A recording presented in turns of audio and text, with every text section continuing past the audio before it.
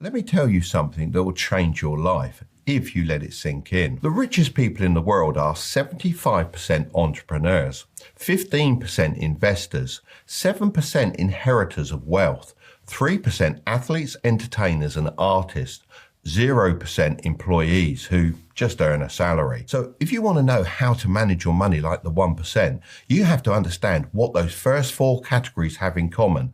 So let's think about it. Entrepreneurs own businesses. Investors own assets. Rich kids own trusts. Finally, athletes, entertainers and artists own rare skills. So it's clear, if you don't own something, you are what's owned. That's the secret most people miss. So how can you start owning things like the 1%? Well, you need to follow the 25, 15, 50, 10 rule. I designed this rule so that anyone, no matter what their income, can manage their money like the top 1%. Because the truth is, it's not about how much money you make. It's about how you manage what you make. On the first 25% of your income should be going towards growth. This is the 25% that works for you. By growth, I don't mean some kind of mindset nonsense about growing as a person with the power of meditation. I mean using this money to buy things that increase in value. You see, when most people get their paycheck, they pay the bills and then blow the rest on useless things they don't even remember buying. This is exactly why 99% of people are trapped owning nothing of value. The truth is, this is all by design. The system wants us rich for a week, then skint by the end of the month, waiting for the next payday. So we've got no breathing room and then we're forced to work even harder next month just to keep up. This is effectively modern day slavery. Just think about it. Slaves used to work every day with no pay, but they got free food, shelter and water. Today, people work nearly every day and get paid. However, their money is mostly spent on food, shelter and water. The only thing that has changed is the illusion of freedom. Once you understand this, you can start fighting back by taking that first 25% of your income and putting it straight into assets. This is anything that grows in value over time and puts money in your pocket. The idea is that while you're out working, these assets that you own are working for you in the background. Eventually, these assets could even make you more money than your day job. You might think you don't have enough money to invest in assets. However, you need to find the money because the sooner you start, the better. Let me show you something that will blow your mind. This is Billy. He started investing $200 a month at 20 years old. And this is Phil. He didn't start until he was 30, but to catch up, he invested $300 a month. Now, let's fast forward it to when they reached 60 and they both stopped investing. Now, I'm going to give Phil a walking stick and I'm going to give Billy some glasses. Right, that's better. Now let's add up how much each one saved.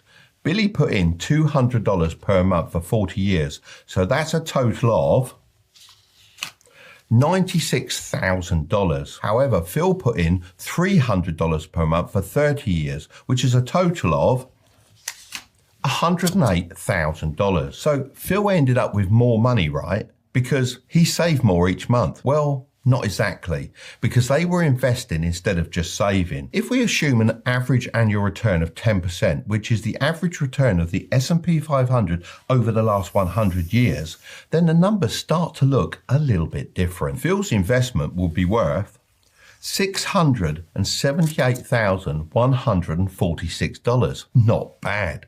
Whereas Billy's investment would be worth a staggering $1,264,816. How crazy is that? Billy invested $12,000 less, but ended up with nearly $600,000 more, all because he started earlier.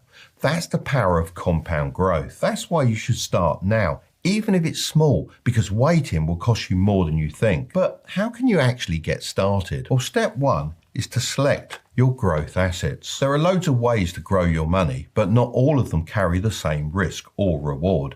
So I like to think of them as a scale from relatively safe and steady to high risk, high reward. At the lower risk end, we've got index funds. Honestly, this is where most people should start. You're not trying to pick winners, you're just buying a slice of the whole market.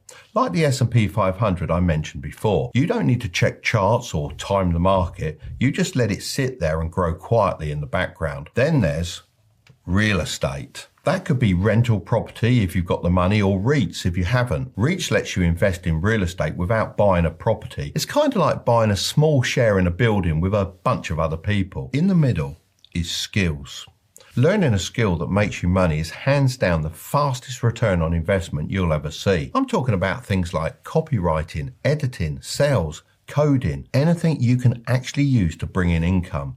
Unlike stocks or property, no one can take it away from you. However, it does take more time to learn, and that's why it's higher up the risk scale than the other two. Further up, we've got online businesses. Stuff like drop shipping and selling digital products. These can pay off big, but they take a lot of effort, and you've got to be ready to fail a few times before you find your feet. Then we get to individual stocks. I know it's tempting to try and pick the next Tesla, but unless you've done your homework and you really know what you're doing, you're basically just guessing. So if you're going to do it without learning the specifics, keep it small and treat it like a hobby, not your main strategy. And right up the top is alternative investments. I'm talking Bitcoin, Ethereum, NFTs, gold, wine, sneakers, you name it.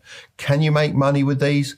Absolutely. Can you lose it overnight? Also, absolutely. I've played around with some of these, but I never risk more than I'm willing to lose. These are your moonshots, fun to try, but not where you build long-term wealth. So if I were you, I'd start with the stuff that actually builds a foundation, which are index funds and high income skills. Then as you grow more confident, you can start dabbling with the rest. So now you know what to invest in. Now we've got to talk about how to invest, because if you're doing it through the wrong kind of account, you could be handing over thousands in unnecessary tax without even realizing it. That's why step 2 is to set up tax advantaged accounts. Right, let me show you the smart way to legally save as much money as possible. Later on, if you're in the US, your setup's a little bit different. The Roth IRA is one of the best accounts you can open. You invest money you've already paid tax on, but every penny it earns grows completely tax-free. And when you retire, you can take it out with zero tax. The limit on this account is $7,000 a year if you're under 50. Even billionaires use this account. Peter Thiel, one of the guys behind PayPal, reportedly turned his Roth IRA into over $5 billion. He did this by investing in early-stage, high-growth companies, including PayPal and Facebook, which then increased in value significantly. The problem is, lots of people open up these accounts, put their money in every month, and don't actually invest in anything.